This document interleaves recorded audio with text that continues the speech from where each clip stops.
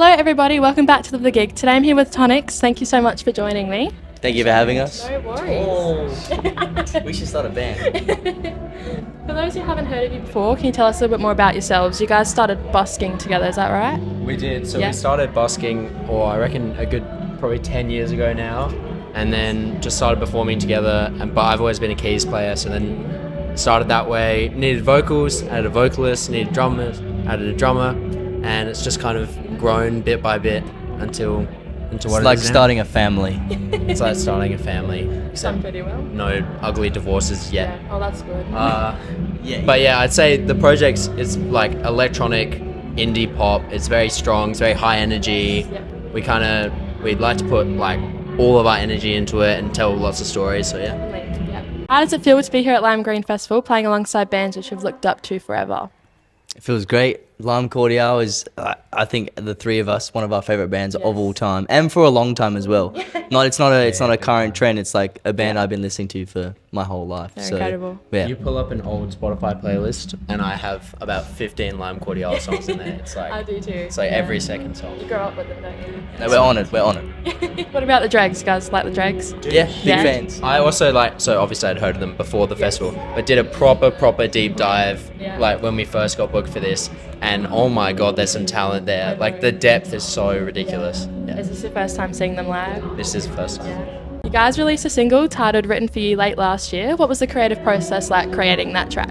Hey, I think it's like layer by layer. Like Henry will like be in his room just like crafting something for days at a time, and then he'll bring it to me and Archie, and like here's a melody idea, here's a lyric idea. Yeah. We try to keep it pretty collaborative. I think it sort of just grows bit by bit. We spend a lot of time at the studio arguing over what lyrics fit best and what lines work. But yeah, I think that's one we're really passionate about. We took a long time with that one, really crafting.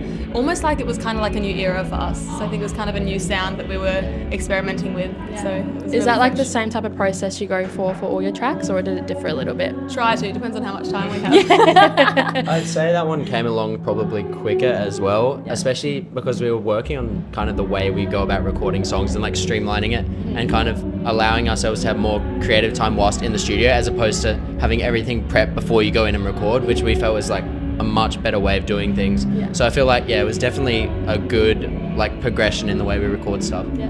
Well, it's a great track. You should be really proud of it. When I saw the announcement that you were supporting Kelly Holiday at his Adelaide show, I was absolutely stoked for you guys. What was that experience like for you? We were blown away. We thought his set was one of the best live sets we've seen, especially at the Uni Bar. We've seen a lot of shows there. Yeah, we were blown away, but also to be opening for him was pretty cool. Number 2 on the Triple J Hottest 100. crazy. So we got a lot of photos of him that we feel like when we post them, like it'll spark the algorithm for us. So tactical, but no, it was a great evening. Yeah. Was he nice? Yeah, Lovely. He's so Lovely. He's so unapologetically exactly what you see. Like that's so nice. he was exactly the person we were expecting him Yeah. to be. So it was great. And his band were lovely too. They were really That's nice. good. Yeah, I love him. I'm underage, otherwise I would have been there. I discovered you guys at your set at the Adelaide 500 back in, was it 2024, I think? Yeah. Yes, yeah. How do you think your live performances have changed since your early days? What a question. That's a tough So one. many things. I would say I feel like we really try and lean into like a bit more storytelling now.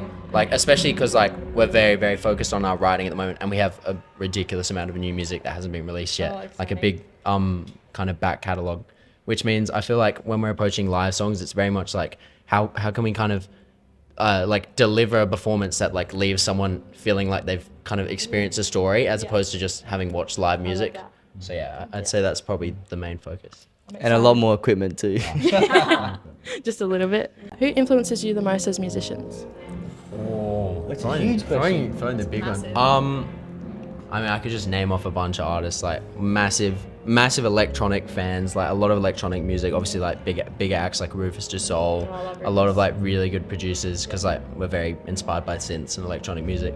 But then like I would say a lot of like we've got a lot of influence. We're all jazz background as well. Okay. Like a lot of like UK acts like The Comet Is Coming. A lot of those people who play like that Glastonbury scene, like beautiful And so many then beautiful bands in that scene. you sort of take the sound productions from bands like that, and then you look at the storytelling of bands like Coldplay. Yes. Yeah. Obviously, one of the biggest of all time, so it's hard to just drop them.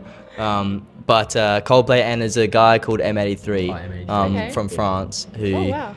most people have heard the music, but they don't always know his name. But Okay. that's like the number one, I'd say, for us. Yeah, We I all haven't just heard of him like- before. This is Check him after the out. interview. You got some Yes, homework I know. to do. Got homework. First recommendation. I'd love to know more about your band name. Who came up with the idea, TONIX? All right, we were sitting on a curb on the side of the road with a 2-liter bottle of sugar-free Lipton iced tea. Okay. And we had absolutely no idea what to call the band.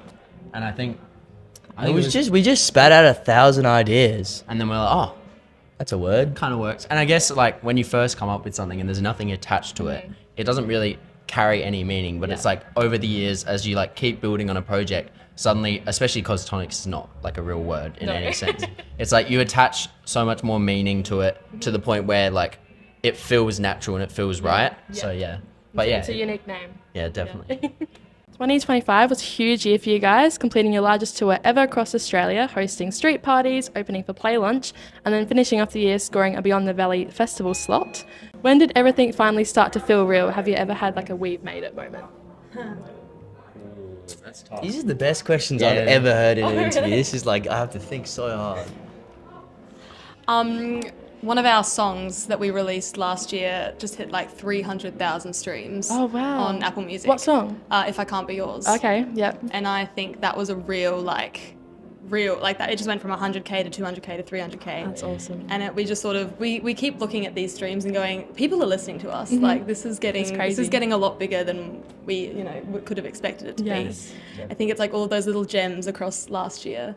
Like it was just awesome support acts, awesome little like moments like that. Yeah. It's just little exciting little presents as the year goes on. I'm proud of you guys. It's so cool. Oh, All right, I'm going to ask you guys some rapid fire questions. So, who has the worst music taste? Me, Sammy always does me. What band? I just listen. Nobody. That's not Doesn't listen to true. enough music. Oh, I listen really? to like individual like singer, a little bit more R&B, just different Okay. tastes. It's I would Sammy. say it's different taste. Not bad. Sammy has the worst music. Yeah, I have the worst music taste. Who's the worst driver? Oh, it's probably me. yeah. Haven't crashed, have you? No, but No, but he but- drives the least on tour, probably Okay. me. despite having That's the car not that we true. take. That's not true. Sam and I are the parents, and we're just like- Probably me, but it's yeah. Who's most likely to be late to everything?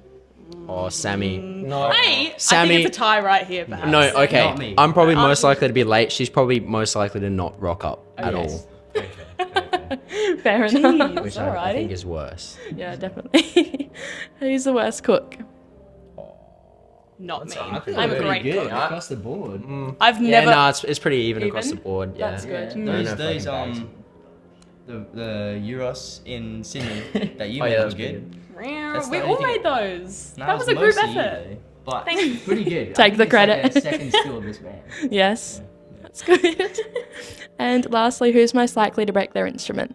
Oh well, I've broken a Yeah, couple $1,000 camera on stage before, so I would say probably me. I jumped off a drum kit on top of a jump riser, and I landed on top of the camera, and the camera shattered. Oh, He does it every time. He jumps off of Expensive. everything Oh, really? everywhere, and we just panic. I watch him start climbing, and I'm just looking at thousands of dollars of equipment that's also not ours often, Oh, and we're just no. like, "What are you doing?" And Yeah. Was the camera yours? it was our drummers. Well, no, he borrowed it. Yes, it was his Oh, girlfriend's. yeah. Oh no. Anyway. Bugger. But Henry bought him another one. out Oh, of that's pocket. good. Yeah. Expensive mistake. Yeah.